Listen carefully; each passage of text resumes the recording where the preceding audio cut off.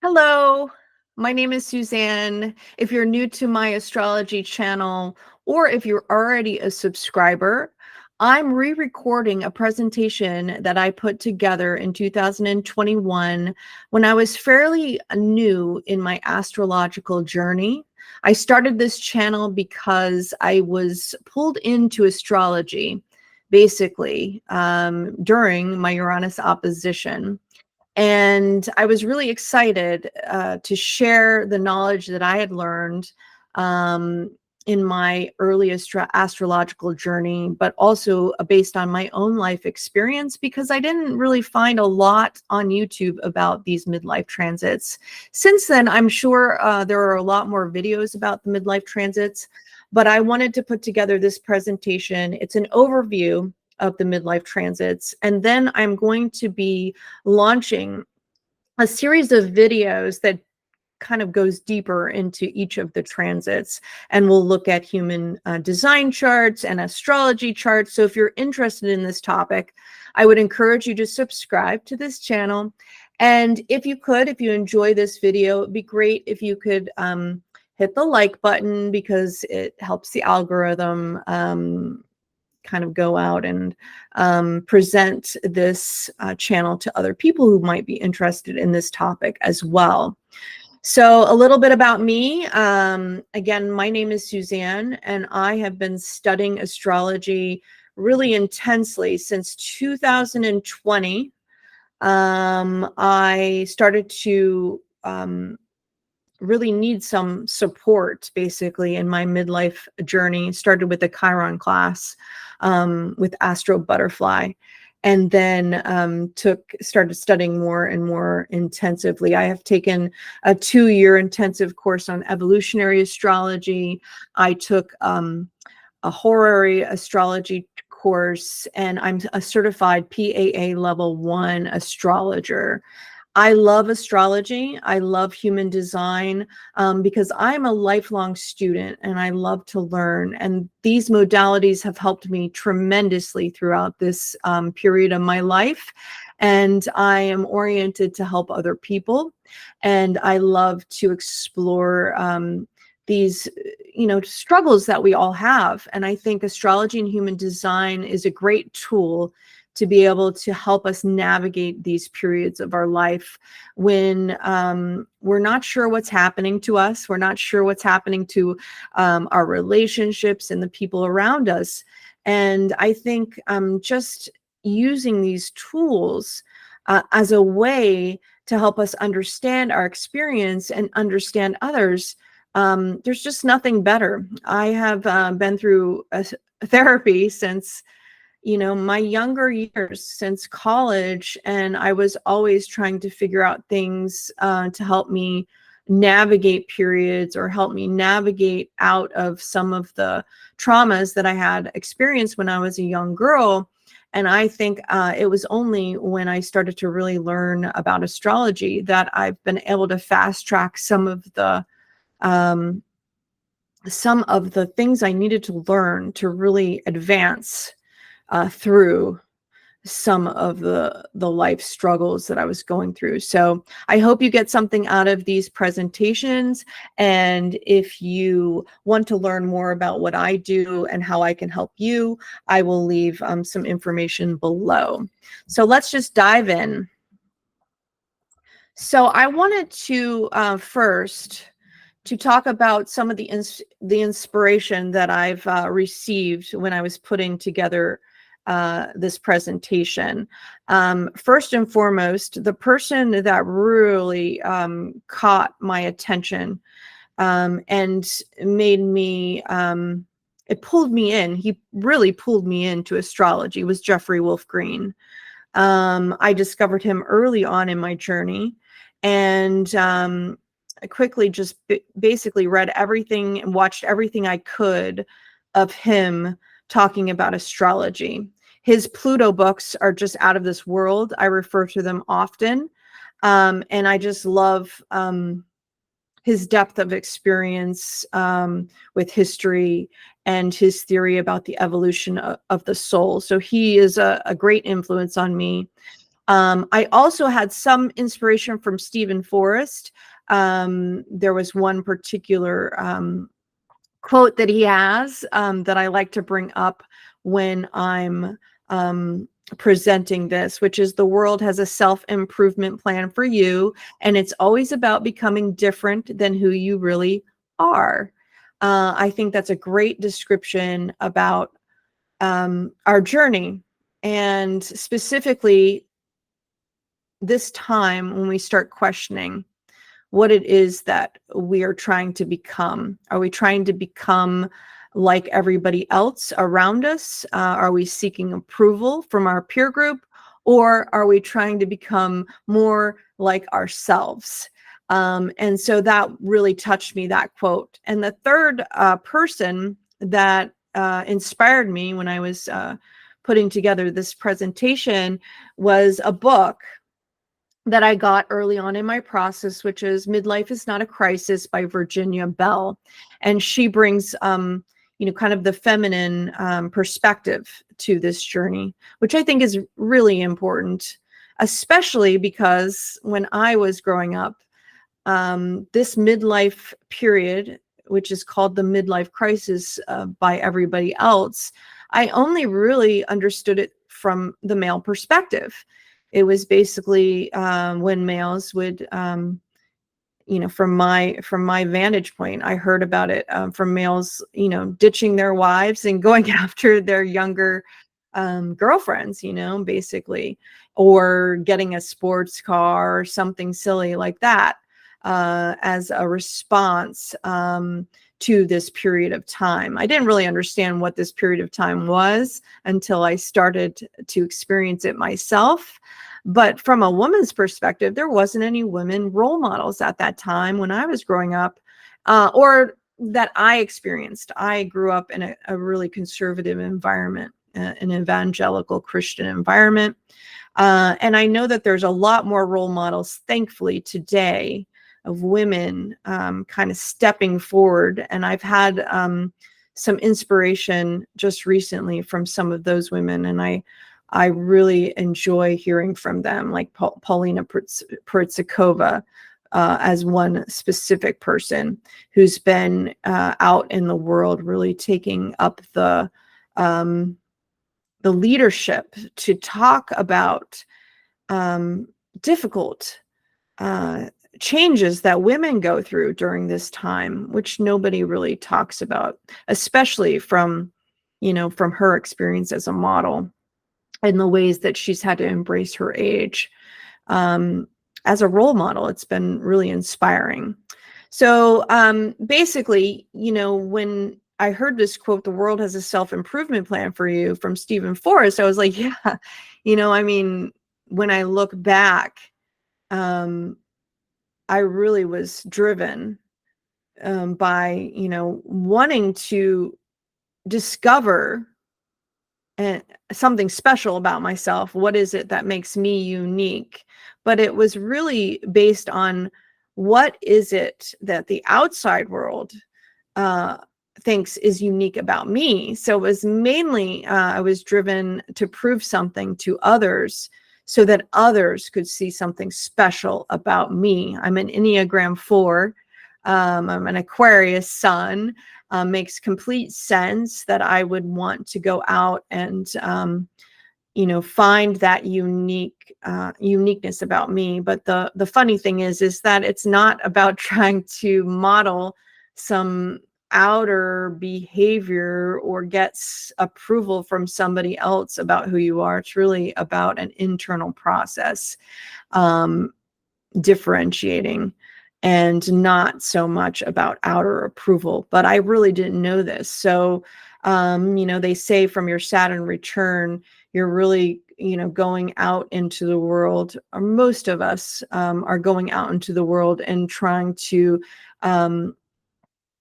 really trying to become more mature and to go through the life stages that everybody else says that you should go through. Go and launch your career, go and have a family, and all of that stuff. That's great.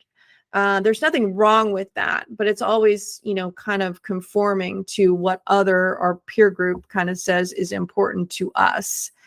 And Jeffrey Wolf Green speaks to this specifically. Around 70% of our peers are following the values and beliefs of their peer group, 70% of the people. And, we haven't really defined what are our values and beliefs. And during this midlife crisis period, or in these midlife transits, it's really about, assessing if we've been living in accordance with our life purpose and what we were brought here to be specifically and individually. Right before my midlife, my Uranus opposition is when it really started to pull me into this process. I was invited to a Kabbalah class, and they had this phrase, "Why is this in my movie? Why is this theme playing out again and again?" Because there are certain patterns that we'll see in our chart and in our life play out again and again, and until we kind of move past it. And some people will just keep banging their head against the wall.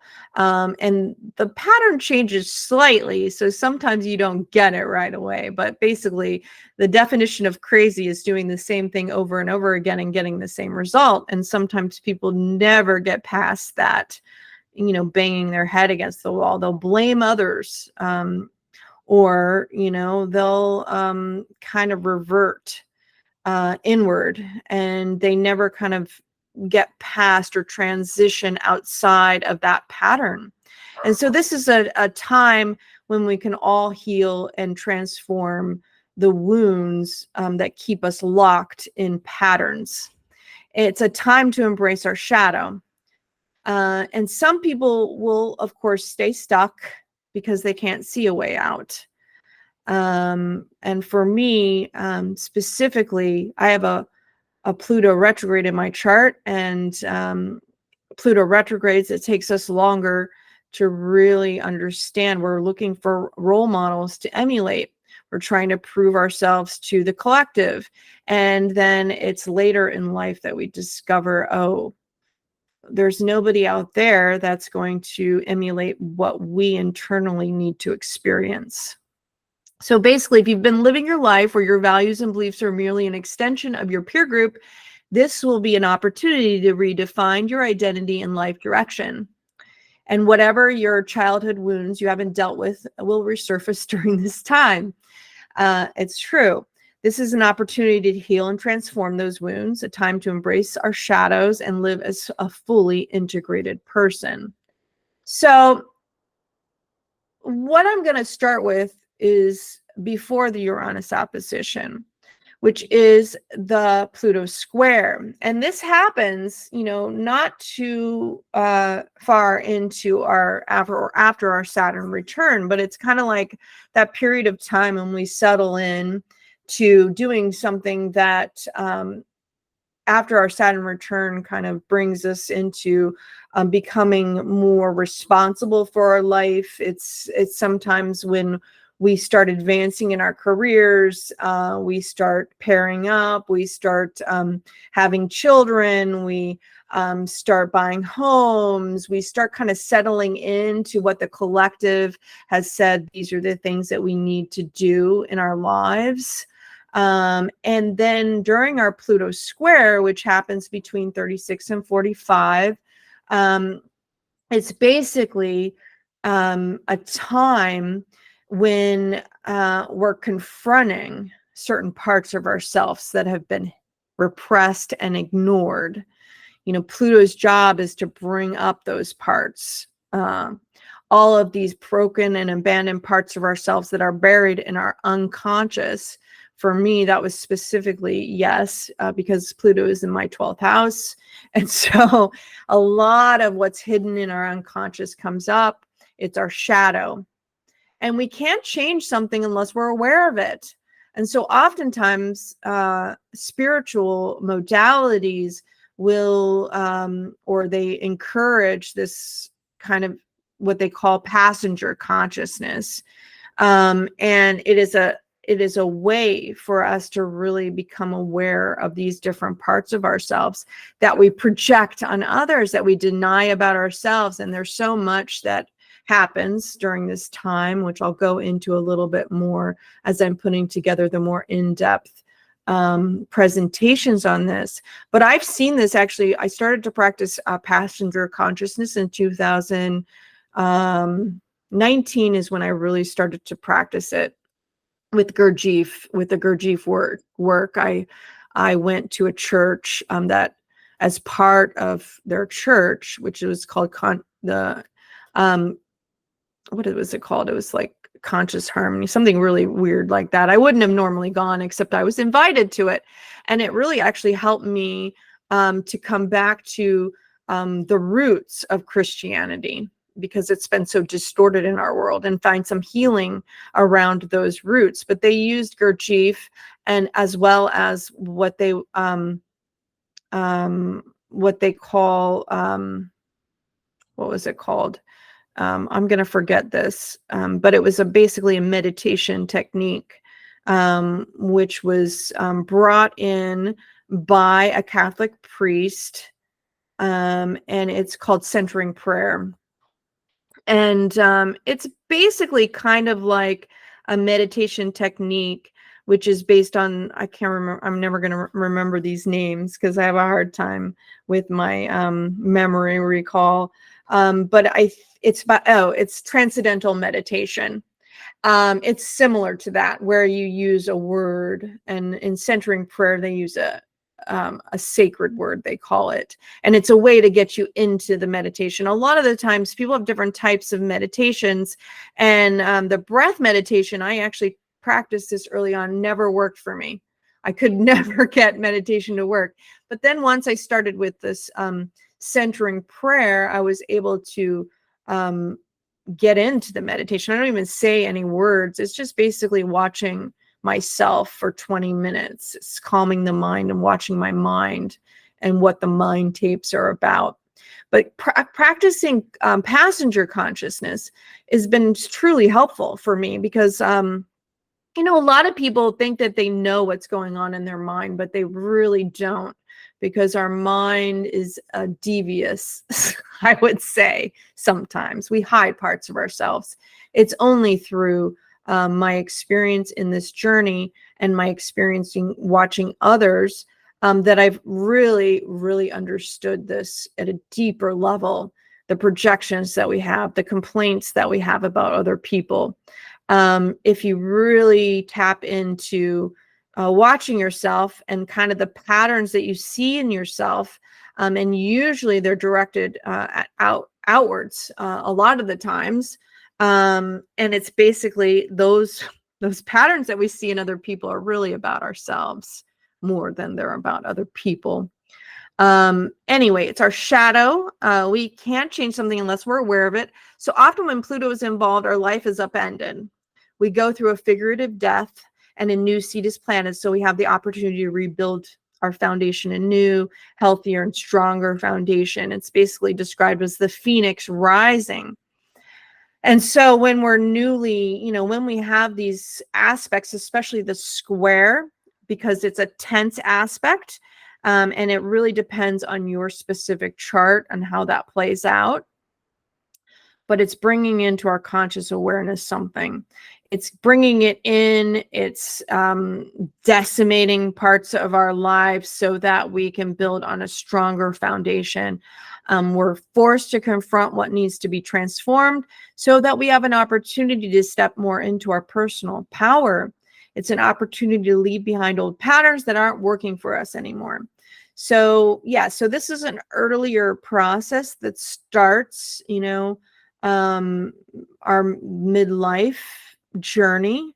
A lot of the times what happens is we go through these intense experiences that can be really empowering. I've heard people have a lot of successes during this time. I did have successes, but also it brings up a lot into our awareness, and we struggle with certain parts of it, which brings us into what we call our Neptune Square. That happens between ages 41 and 43. And during this time, we're basically going, okay, well, we've encountered this really intense period. Is it enough, or we keep struggling with it? There's something that's been brought up that the Neptune Square addresses in a way. It's this deep longing to experience something greater than what we've confronted with Pluto. You know, oftentimes this is a time for surrender. We're confused about our direction. Are we really living our lives? We might have become defeated or disillusioned by some of the things that were brought up during our Pluto Square. We're searching for meaning during this time, something higher than what it is that was brought up, especially if we're living in accordance to society. I guess I would describe this, I can only describe it from the vantage point of my own experience, which is that during this time of my Pluto Square, I was very ambitious. I had just had a child. I was very ambitious to go into a direction that would elevate me in my career. And I was constantly being confronted by power dynamics and by insecurities about myself and my own power. And during that time, I kept hitting my head against the wall. And it was really around, is this really what I want to do? Are these dynamics really what I want to focus on? Do I want to be in this corporate environment where, you know, during these experiences, I started to get a sense that it wasn't enough. What I was fighting for really didn't matter. And I didn't really want to be in the environment that I found myself. No matter what I did, it felt like it wasn't real. You know, it wasn't really tapping into something that was motivating to me. I didn't want to continue to fight the fights. Even if I could resolve the fights, it wasn't a fit for me. And there was reasons behind that, which I won't go into now. But basically, Neptune comes in and it's asking us to slow down, to contemplate, to access part of ourselves we haven't accessed. It disorients ourselves, and it kind of gets us into a period where we're disillusioned. Our direction is aimless sometimes. It's asking us to dig deep into what really is indescribable, is part of our creative nature. Because what we're here, all of us are here to do, is to create and be creative. How we express that is different, but that's what we're here to do and to be. And so if we're trying to conform to other people's expectations about us, or we're trying to fit into some kind of mass-produced something or the other, it's really not being our essential creative self. So this is a period where we kind of get disoriented to discover what that is. And so that happened. And then your Uranus opposition, which can happen simultaneously. It depends on people's charts. But at this same time period, also your Saturn opposition can happen at the same time as this. So we're disoriented. Saturn and Uranus move into their oppositions to themselves. The intent of both of these transits is for us to take a step back from all that's come before and let us to this point in time. And like I said, and this is coming directly from Pluto, Jeffrey Wolf's Green book on Uranus. But for 70% or so of us that did not question independently what we believed or valued. The midlife crisis is based on two primary dynamics. An individual suddenly and unexpectedly finds themselves standing back from what constitutes the totality of its structural reality.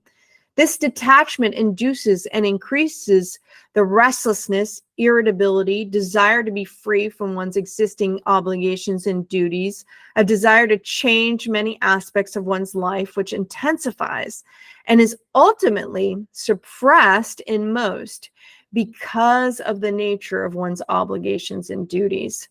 There is a loss of meaning, relevancy, and weariness because one suddenly becomes aware they have been living a life whose values and beliefs were extensions of their peer group. This being the case, there is a need to fundamentally redefine one's beliefs and values. This in turn creates a need to alter one's sense of identity. Altering one's identity leads to the need to change life directions and goals and general lifestyle. It also accelerates the psychology and physiology of aging. We start to become aware of our mortality and that we are running out of time. So this is a time. This is the reason why a lot of people react by going for youth-related things like younger girlfriends or sports cars, because it's really a time when our kundalini is awakened.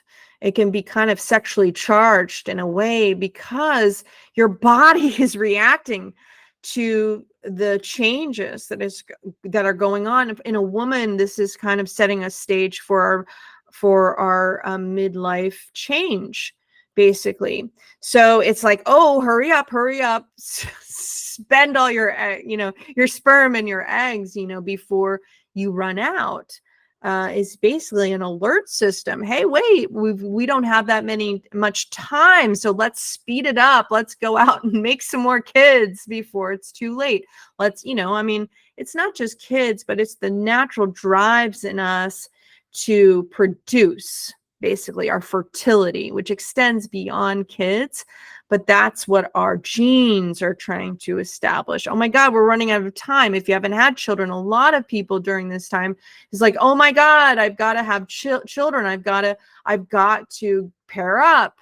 I've watched a couple of people in my life have kids during this time, if they've never had it, or to go forth toward kids, and because children are kind of a symbolic need or drive in us. And then of course, if that's not there, to go and leave their marriages to do something that might be considered irresponsible, because it's this drive in us. It's really not something that we can control. Yes, we can do it a little bit more responsibly, but it's just such an unconscious drive in people. I don't think people understand how much our genes and our animalistic nature kind of, whips us forward and back. During this time, my father got sick and died within a very short period. And I had just been through a series of getting fired and needing to, couldn't start. I could not face going back to a full-time environment. So I started my company. My dad died, and I had been wanting to leave New York City for the longest time. It's like energy to move you forward to doing something that you haven't had the courage to do, because a lot of the time Saturn kind of keeps us in place, in check. And Uranus is that energy that says, no, we need to do something different. And during our Uranus opposition and our Saturn opposition, it's kind of that energetic push.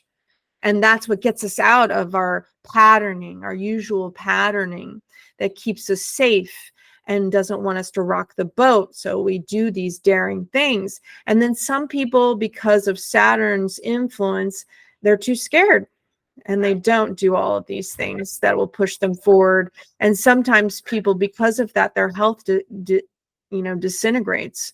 They become deeply depressed and unhappy. I've also watched that happen into people in my peer group. Some people die before their Chiron return because they can't find or they have the impetus, but they don't have the drive, or they have a lot of fear in them that keeps them kind of stuck. A small percent of these individuals will manifest the courage to break free and liberate from any definition or condition which does not reflect their essential identity. This is initially accomplished through an increasing awareness of what this person is not.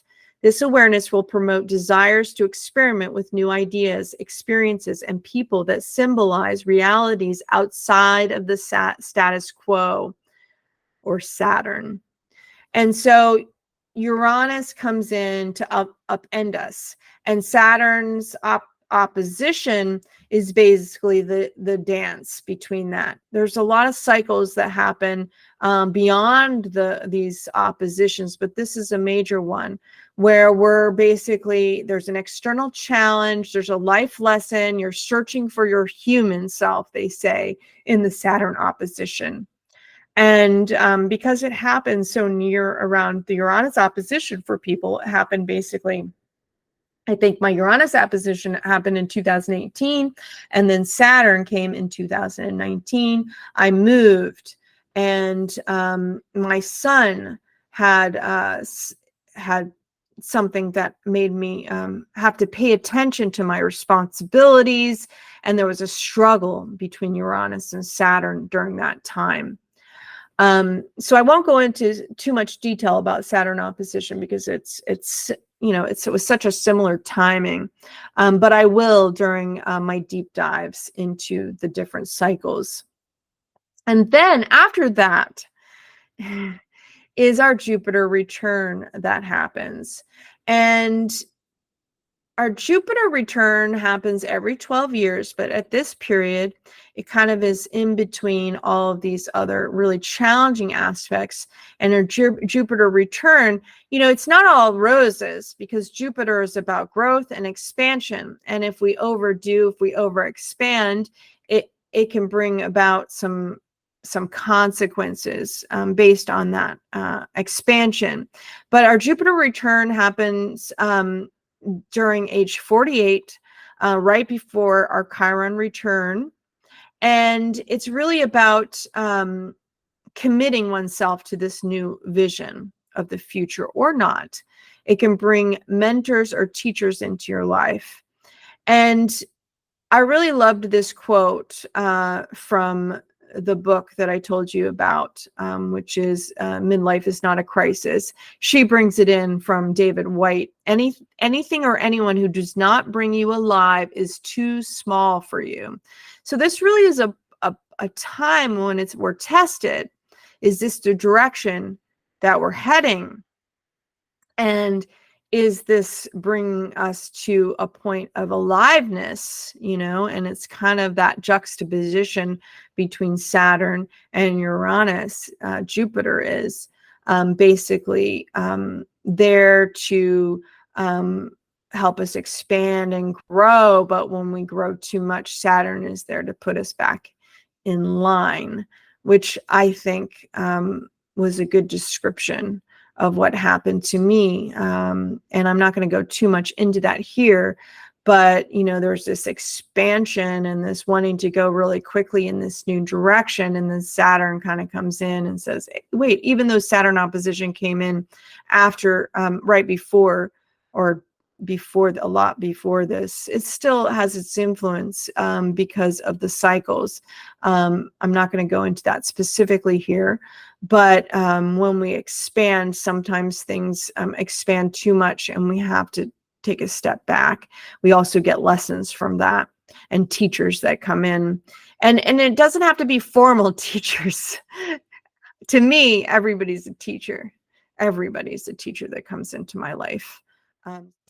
Okay, so finally we come to our Chiron return, which is a bookend of our midlife struggles. It happens between the ages of 49 and 50.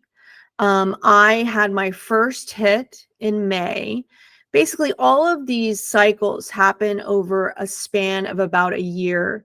And most of them, not all, but most of them have 3 separate hits, like direct hits or contact with the planets. So Chiron had its first hit to my Chiron in May, and then it retrogrades back. It moves forward, retrogrades back, and it will have its second hit in October, and then it goes direct again, and it'll have its third and final hit in March of 2025 for me.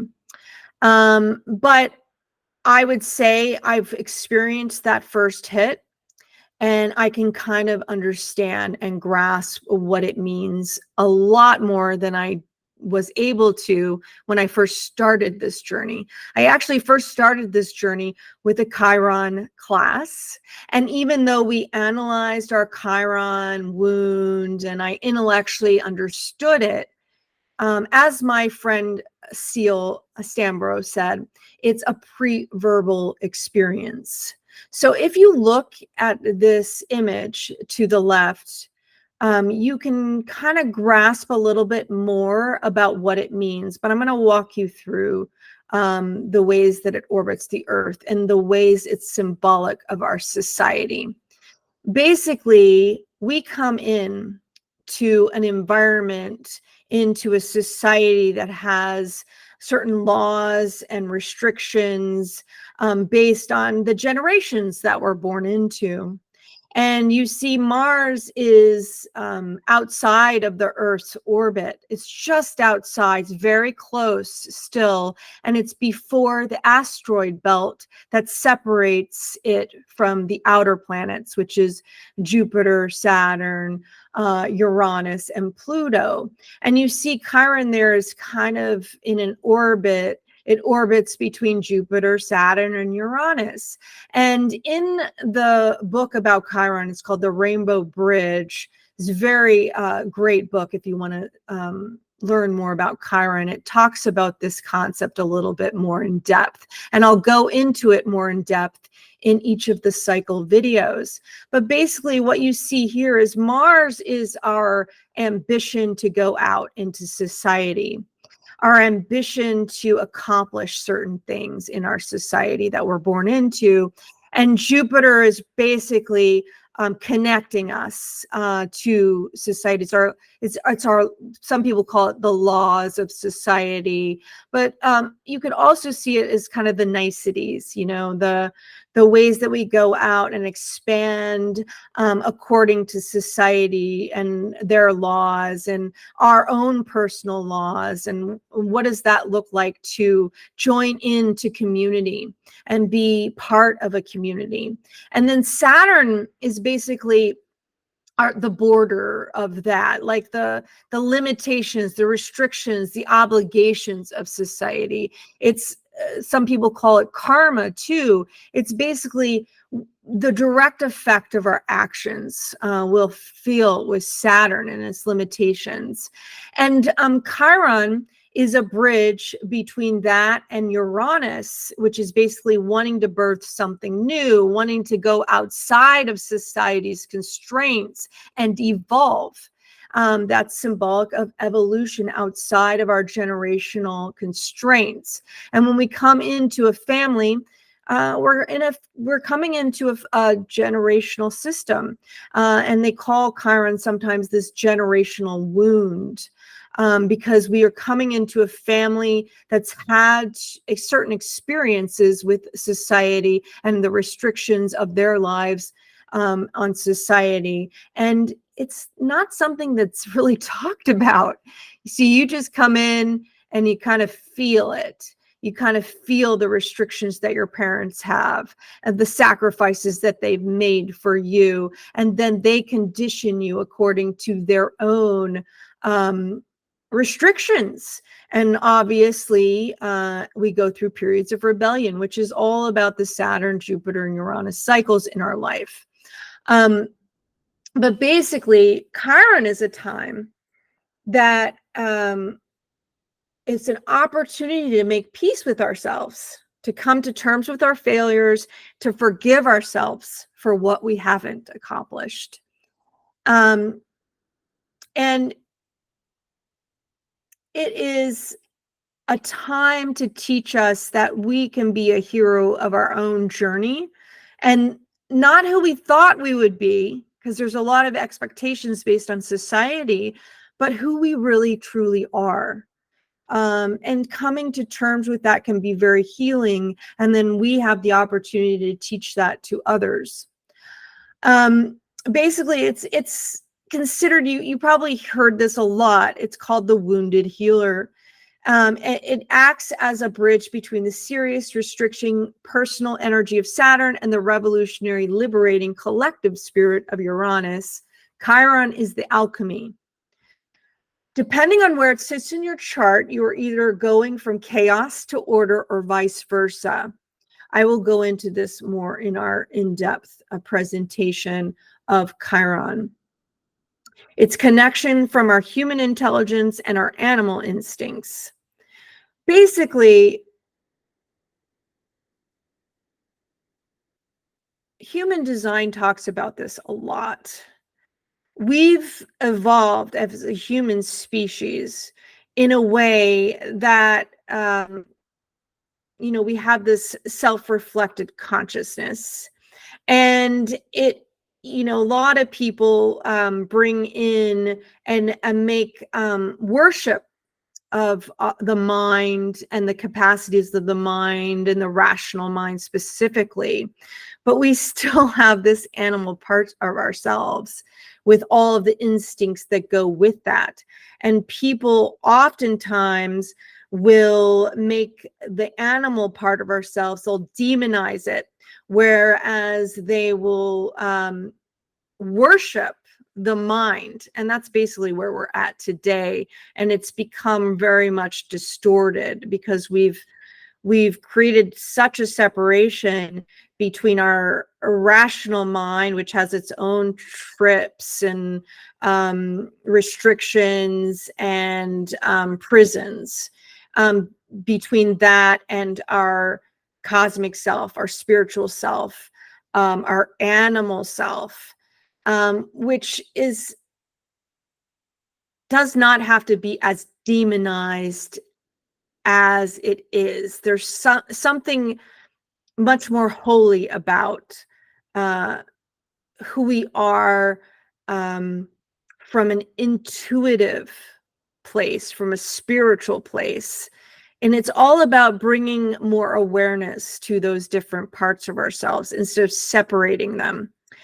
There's higher and lower energies of Chiron. There's the lower warrior versus the higher warrior protector. And in this book, she has this quote: by separating ourselves from nature in our attempts to harness and control it. This is Melanie Reinhardt in her Rainbow Bridge book. By separating ourselves from nature in our attempts to harness and control it, we have paradoxically become like the destructive centaurs, unable to constrain ourselves. So we're trying to become gods. And in that, we are over controlling, over harnessing, and creating harmful environments that are not self-sustaining, not in accordance to the natural laws. And I think people are responding that today by trying to go back to the fundamentalist practices of religion because they're scared. And there's some sense in an awareness to part of us is that we're breaking this natural the natural world to where it's going to eventually harm us. And actually we see that it's harming us, but what do? You can't just go back to some